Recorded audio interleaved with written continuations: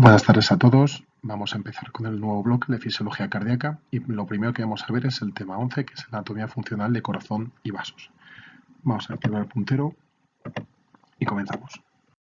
Bueno, el sistema cardiovascular no deja de ser un sistema electromecánico que tiene una bomba hidráulica, que es el corazón, y un sistema cerrado de conductos, por el que va el líquido que mueve la bomba hidráulica. Este líquido obviamente será la sangre. El corazón está situado en mitad del pecho, no en la izquierda, sino más bien en mitad del pecho y ladeado hacia la izquierda. Por debajo limita con el diafragma, por arriba con los grandes vasos y a ambos lados con los pulmones. Por delante vendría el esternón y por detrás la columna vertebral. Si abrimos el corazón por la mitad, lo primero que vemos es que tiene 4 cavidades, 2 aurículas y 2 ventrículos. La comunicación entre aurículas y ventrículos es de esta siguiente forma. La aurícula derecha se comunica con el ventrículo derecho, la aurícula izquierda con el ventrículo izquierdo. No se comunican entre sí. Ahora lo vamos a ver un poquito cómo se distribuye la circulación sanguínea.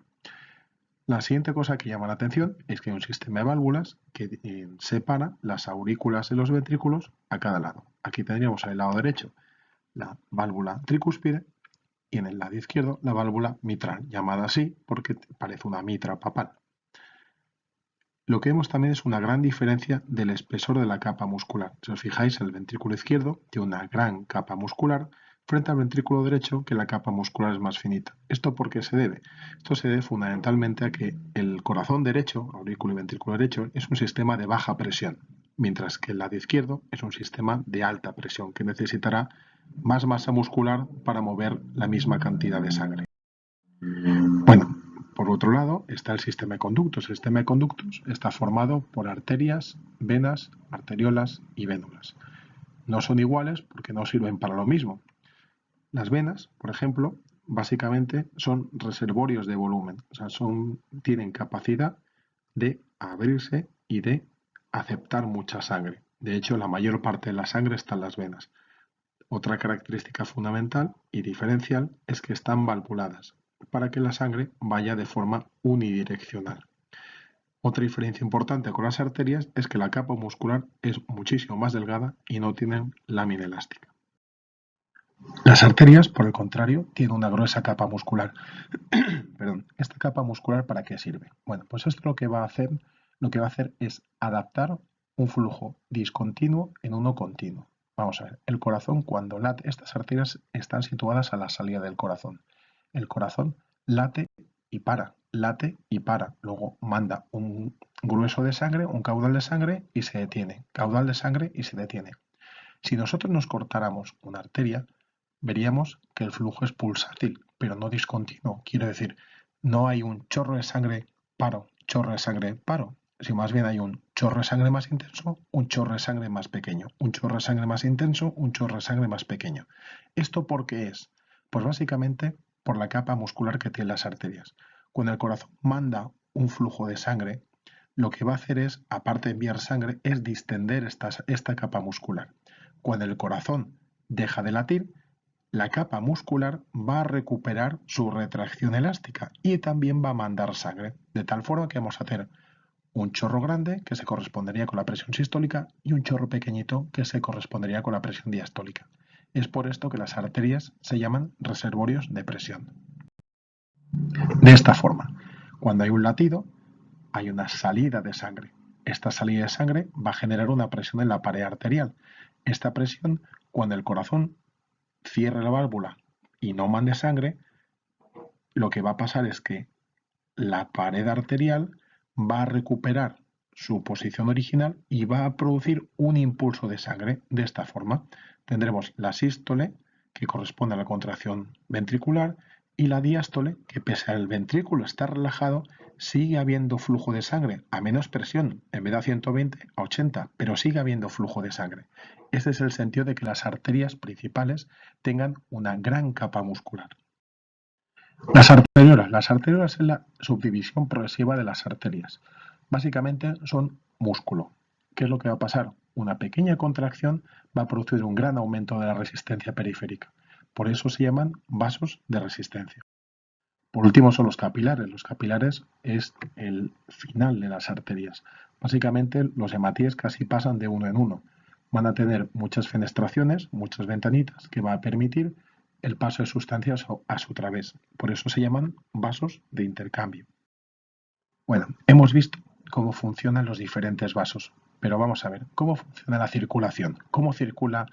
Entendemos cómo va la bomba, entendemos que hay diferentes tipos de conductos, pero ¿cuál es el tendido de fontanería de los vasos sanguíneos? Pues de esta forma. La sangre llega, después de ser utilizada por los tejidos, llega a la aurícula derecha. Aquí, en fin, con caritas tristes.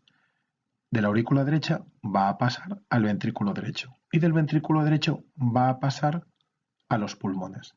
En los pulmones se va a oxigenar, va a intercambiar el dióxido de carbono por oxígeno y de ahí va a ir a la aurícula izquierda. La aurícula izquierda, la sangre, si os fijáis, está roja brillante, está oxigenada.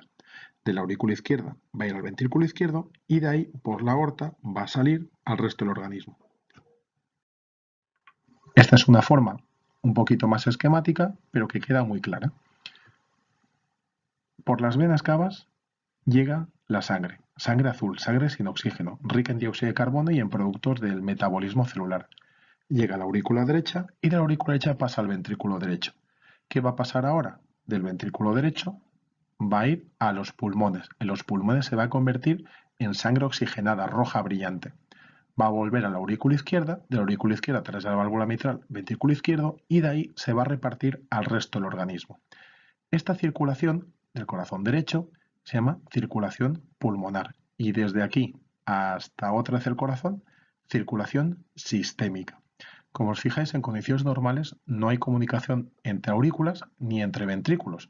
Son dos sistemas que funcionan separados, de tal forma que se dice que la circulación es doble. ¿De acuerdo? Vale. Bueno, hemos visto la fontanería del corazón. Vamos a ver ahora el tendido eléctrico. ¿Qué es el tendido eléctrico? Pues el tendido eléctrico es lo que se denomina sistema de conducción, que es un sistema de células especializadas en generar y transmitir el impulso cardíaco. ¿Quiere decir que solamente se puede transmitir electricidad por estas células? No, el músculo también la puede transmitir, pero por estas células se hace mucho más rápido, por lo que por lo general se transmite por ellas. Vamos a ver de qué está compuesto. Bueno, pues está compuesto de una estructura que se llama nodo sinusal. El nodo sinusal está conectado con el nodo auriculoventricular por los haces internodales. Del nodo auriculoventricular va a salir una estructura que se llama haz de His, que inmediatamente pasa al septo entre los dos ventrículos y se divide en rama izquierda, que es esta de aquí, y rama derecha, que es esta de aquí. Al final de las ramas están unas conexiones celulares que se llaman fibras o red de Purkinje. Bueno, el sistema eléctrico de conducción, aparte de transmitir el impulso, también lo generan. Quiero decir, son células capaces de generar su propio impulso. ¿Y qué células las generan? Pues todas. ¿Pero qué pasa? Aquí se generan antes. Luego, al generarse antes aquí, toma el control del resto del sistema. De hecho, el nodo sinusal se llama también marcapasos fisiológico del corazón. El nodo sinusal va a generar un impulso. Ese impulso se va a continuar por los tractos internodales hasta el nodo auriculoventricular. El nodo auriculoventricular, el impulso se va a enlentecer. ¿Para qué? Pues para que dé tiempo a que se contraigan las aurículas, se enlentece un poquito, pasa el impulso por la de His, se divide entre ventrículo derecho y ventrículo izquierdo y ahora se produce la contracción. Quiero decir, si no hubiera un enlentecimiento aquí del impulso, el impulso, conforme llega a la fibra muscular, la contrae. Entonces, si no se enlenteciera, se contraería todo el corazón a la vez y habría un paro hemodinámico. De esta forma, con el enlentecimiento del nodo AV, hay una contracción de las aurículas, paramos un poquito, contracción, se llenan, da tiempo que se llenen los ventrículos y contracción de ventrículos. Y ahora entonces la sangre sale a las grandes arterias. Bueno, de forma un poquito más específica, para aquí lo podemos ver, el nodo sinusal, que, como he dicho, es el marcapasos fisiológico del corazón, pero no por nada, sino porque es el que más rápido genera el impulso eléctrico. Recibe sangre de la arteria coronaria derecha, que a veces es incluso más grande que el propio nodo AV. ¿De acuerdo? Bien. El nodo auriculoventricular queda más o menos a esta altura. Aquí esta sería la aurícula derecha abierta como libro. Esta sería el anillo de la válvula y esta sería un velo de la válvula tricúspide. Básicamente, la electricidad vendría de esta zona, que te estaría por aquí el nodo sinusal, y se conduciría hasta aquí. ¿Esto qué importancia tiene? Pues mirad, las aurículas y los ventrículos están aislados eléctricamente, por lo que en circunstancias normales todo impulso eléctrico que se genera en el nodo sinusal va a pasar obligatoriamente por el nodo AV. Esto tiene dos sentidos. El primero es que se lentece un poquito la conducción, como ya hemos explicado, y por otro lado, que se filtran los impulsos. El nodo AV tiene una capacidad de conducción limitada. Esto en realidad protege al corazón de arritmias auriculares. Por ejemplo, la fibrilación auricular, que es una arritmia que tienen muchas personas mayores. Si se filtraran todos los impulsos de la aurícula, pues el ventrículo se pondría a 600 o a 500 latidos por minuto, que es a lo que va la fibrilación auricular, y pues tendríamos un problema. ¿Vale? También su sangre viene de la arteria del nodo auriculoventricular, que procede de la coronaria derecha en la mayor parte de los casos. Bueno, nada más. El nodo AV continúa por la de His y enseguida se divide entre rama derecha. Y bueno, y la red de Purkinje sería la subdivisión celular de ambas ramas, que sería, digamos, que la conexión con las células musculares de las células nerviosas. Bueno, y nada más. Importante, como dice Drake, saber estos dos temas. Un poquito saber de qué va la película, anatomía y fisiología vascular y del corazón, y por último, del sistema de conducción. Muchas gracias.